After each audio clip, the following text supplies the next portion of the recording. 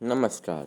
मैं आदित्य राज चोपड़ा 8वीं इंस्पायर मानक प्रतियोगिता में अपना आइडिया बी बडी नेत्रहीनों के लिए प्रस्तुत करता हूँ।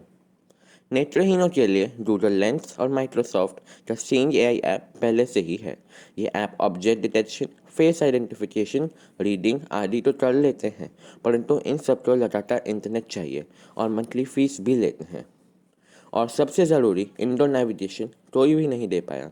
जो नेविगेशन ऐप्स भी हैं वो बीकन या वाईफाई पर निर्भर हैं, जिनके लिए इंस्टॉलेशन और बिजली की ज़रूरत पड़ती है। ये प्रोडक्ट्स बहुत महंगे भी हैं। मेरे आइडिया के अनुसार ये मेरा एक इंडिपेंडेंट गैजेट है जिसको लगातार इंटरनेट नहीं चाहिए। रियल सेंस का D435 डेप्थ कैमरा और T265 क्रैकिंग कैमरा की मदद से ऑब्जेक्ट डिटेक्शन, नेविगेशन आदि कर सकता है। इस गैजेट में मैंने दो छोटे वाइब्रेटर भी लगाए हैं, माइक्रोफोन और ईयरफोन भी लगाए हैं। मैंने इस प्रोजेक्ट में पाइथन, जावा, एंड्रॉयड स्टूडियो, टेंसरफ्लो आदि सॉफ्टवेयर का इस्तेमाल किया है। आइए इस गैजेट का प्रयोग करके दिखाता हूँ।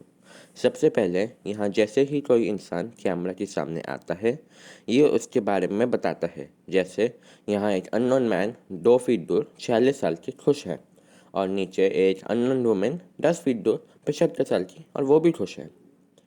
इस स्लाइड में आप देख सकते हैं, जो पिछली स्लाइड में अननोन पर्सन थे, उनका नाम जब हमने गैजेट को बताया तो वो यहाँ नवीन चोपड़ा के नाम से आइडेंटिफाई हो रहे हैं।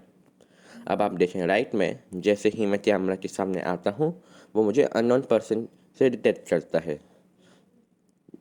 जब मैं नाम अपना उसे दे देता हूँ तब वो मुझे आदित्य राज चोपड़ा करके पहचान लेता है। एक बार किसी इंसान को जब नाम दे दिया जाता है तो वो इंसान किसी भी वेश में आए, ये उसे पहचान लेता है। जैसे मैं इन 4 तस्वीरों में ऐनक के साथ, बिना ऐनक के, टोपी और हुडी पहन के आया हूँ, और मुझे हर बार पहचान लेता है। इसी तरह ये हमारे भाव को भी पढ़ लेता है। जैसे कि आप देख सकते हैं इन 3 तस्वीरों में, इसने मुझे उदास, खुश और आश्चर्यचकित भाव में पहचान लिया है। यह अनेक प्रकार की वस्तु पहचान लेता है, जैसे laptop, glass, bag, chair, table आदि। ये आग को भी पहचान लेता है। अब मैं आपके सामने एक प्रयोग दिखाता हूँ। मैंने इससे पूछा, मेरी बोतल कहाँ है? उसने बोला कि उसे बोतल नहीं दिखी। फिर जब मैं बोतल इसके सामने लाया और उससे जब दोबारा पूछा, उसने बोला कि वो मेरे सामने 2 फीट की दूरी पे है। अब आपको नेविगेशन के बारे में बताता हूँ।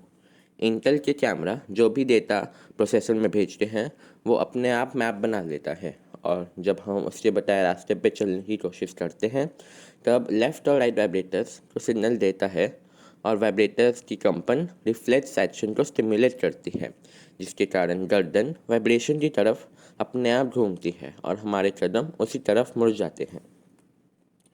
ये स्लाइड आपको दिखा रही है कैसे सिर्फ कमरे में थोड़ी देर घूमने से इसे इसने कैसे पूरा नक्शा बना लिया है, जिसमें दरवाजे, खिड़कियाँ, चलने की जगह आदि पहचान ली है।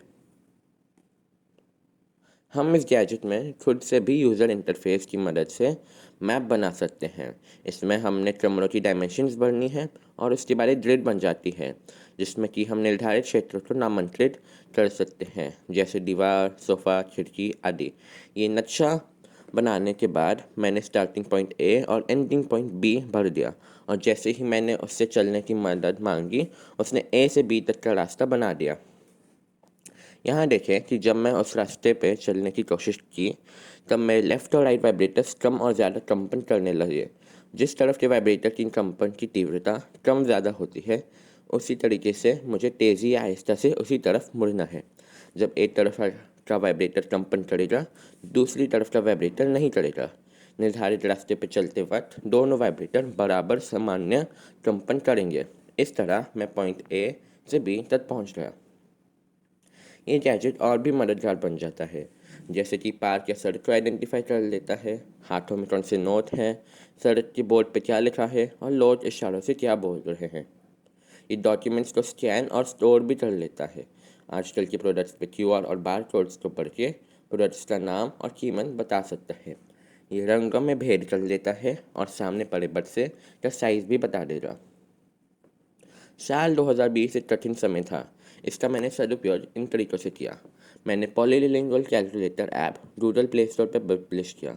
मैंने हार्वर्ड यूनिवर्सिटी का CS50 ऑनलाइन कोर्स पूरा किया। HD कोडाथॉन, ब्रिट्स मैथ और अनेकों ओलंपियाड में मैं लगातार टॉप 50 की श्रेणी में आया।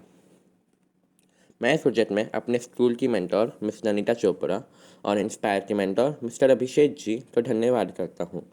उनके बताए मूल्यवान सुझावों के अनुरूप मैं इस प्रोडक्ट को और भी बेहतर बना पा रहा हूँ। ये गैजेट आम बजट में होना चाहिए ताकि अधिकतम लोग इसे इस्तेमाल कर सके।